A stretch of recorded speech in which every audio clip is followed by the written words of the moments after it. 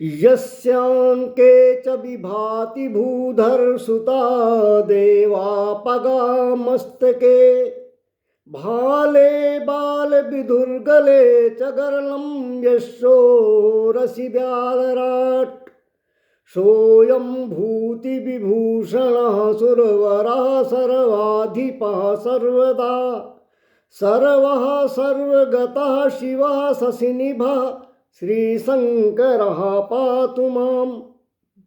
भक्तों, भागवत जी की कथा में आगे चलते हैं।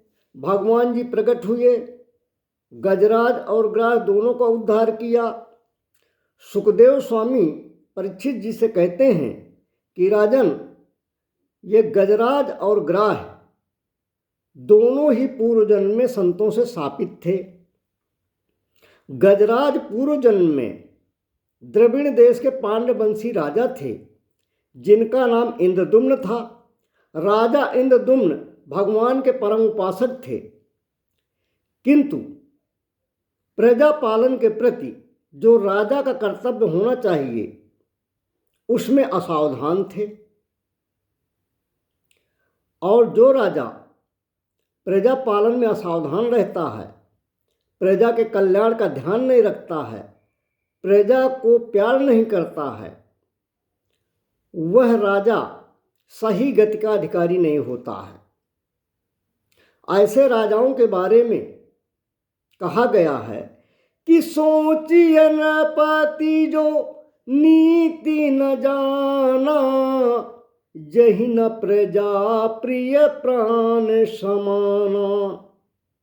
जो राजा नीति को नहीं जानता, जो राजा अपनी प्रजा को प्राण के समान प्यार नहीं करता है, उस राजा की गति सोचने योग्य होती है, विचार करने योग्य होती है, अर्थात वह अधोगति को जाता है। यही हाल इंद्रदुम्न का हुआ। इंद्रदुम्न ने बिना किसी को राजपाट सौंपे, बिना किसी गुरु का वरण किए, अपने सिर में बड़ी बड़ी जटाएं बढ़ाईं, सन्यासी का भेष धारण किया और प्रजा को असहाय छोड़कर मलय पर्वत पर तपस्या करने चले गए। वहां बैठकर मौन साधना करने लगे। उसी समय अगस्त मुनि अपने शिष्य मंडली के सहित वहां पर आए तो देखते हैं कि राजा इंद्रदुम्न अपने राजधर्म का त्याग करके बिना किसी गुरु से दीक्षा लिए हुए तपस्या में रत है। मुनि अगस्त को बड़ा क्रोध आया कि अरे, यह राजा अपनी प्रजा का कल्याण छोड़कर अपने गृहस्थाश्रम के धर्म को छोड़कर बिना गुरु से ज्ञान प्राप्त किए पाखंड कर रहा है। इसका मूल धर्म, इसका सही धर्म था कि पहले प्रजा का पालन करता, राज्य का कार्यभार देखता, राज्य का विकास करता, राज्य के लिए कल्याणकारी कार्य करता। इसके बाद जब विचार होता तो उत्तराधिकारी को राज्य सौंपकर संन्यास आश्रम धारण करता। किंतु जो व्यक्ति अपना धर्म छोड़ दे, अपना मूल कर्तव्य छोड़ दे, अपने कर्म का त्याग कर दे, वह पतित होने योग्य होता है। अगस्त ऋषि को गुस्सा आया। उन्होंने कहा, अय मूर्ख राजा, तू हाथी के समान बुद्धि वाला है। तुमने प्रजा को असहाय छोड़ दिया है, राज्य को बिना राजा का कर दिया है।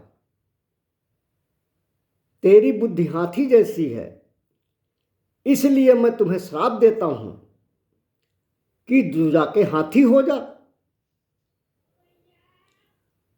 अब राजा मुनि के चरणों में गिर गए। जब राजा को आत्मबोध हुआ, ज्ञान हुआ अपने कर्म का, चरणों में गिरे, तो अगस्त्य मुनि ने कहा कि जाओ,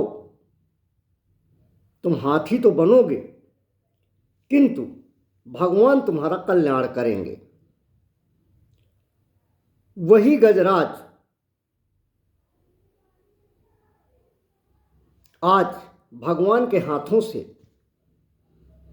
परम गति को प्राप्त हुए हैं। और जो ग्राह था, ये पूर्व जन्म में हूहू नाम का गंधर्व था, जो हमेशा हास परिहास करता रहता था, मजाक करता रहता था। हूहू प्रजाति के गंधर्वों का मुख्य कार्य ही लोग मनोरंजन करना है। देवताओं में कुछ ऐसे गंधर्व हैं जो विदूषक की तरह सबको हंसाने काम करते हैं, जोकरों की तरह ही हंसते हंसाते रहते हैं। इसलिए उनके नाम ही हा हा ही हू हो आदि होते हैं। एक दिन देवल नाम के ऋषि सरोवर में स्नान करने लगे। कमर तक पानी में खड़े होकर स्नान के बाद सूर्यदेव को अर्घ्य दे रहे थे। हूहू गंधर्व ने सोचा कि महर्षि से थोड़ा हंसी मजाक कर लिया जाए। हूहू गंधर्व ने पानी में डुबकी लगाई और पानी के अंदर से ही महात्मा के पैर पकड़ लिए। महात्मा जी ने सोचा कि मगरमच्छ ने मेरा पैर पकड़ लिया। वह चिल्लाकर आगे बढ़े, भयभीत हो गए, बड़ी जोर से चिल्लाए तो ये हूहू गंधर्व निकलकर हंसने लगा। अब महात्मा क्रोध से आग बबूला हो गए, बोले, मूर्ख, मैं आराधना कर रहा था, तुमने मेरी आराधना में विघ्न डाला, मुझे भयभीत किया। लगता है तुम्हें मगर बनने का बहुत शौक है। मैं तुम्हें श्राप देता हूं कि तुम सचमुच का जाके मगर हो जा। अब गंधर्व विलाप करने लगा, बोला, पूज्यवर, मैं तो आपका मनोरंजन करना चाहता था। हमारा तो काम ही मनोरंजन करना है, हमारा काम ही हंसना और हंसाना है, फिर मैंने तो आपका पैर ही पकड़ा है। और पैर पकड़ने वाला तो आशीर्वाद का ही पात्र होता है। तो कृपा करके मुझे श्राप मुक्त करें। अब ऋषि देवल को गंधर्व पर दया आ गई। बोले, मेरा श्राप तो मिथ्या नहीं हो सकता, मगर तो तुम बनोगे ही, किंतु ऐसे ही पैर पकड़ते पकड़ते एक दिन तुम्हारा कल्याण हो जाएगा। उसी ग्राह ने आज हाथी का पैर पकड़ा और उसका भी उद्धार हो गया। इसीलिए संत कहते हैं कि बिना पैर पकड़े कल्याण संभव नहीं है। एक संत शिरोमणि जी का बड़ा सुंदर भाव है। पाप करे प्रभु जी मिले, पाप करे सुख हो, पाप करे मुक्ति मिले, पाप करो सब को। कौन सा पाप?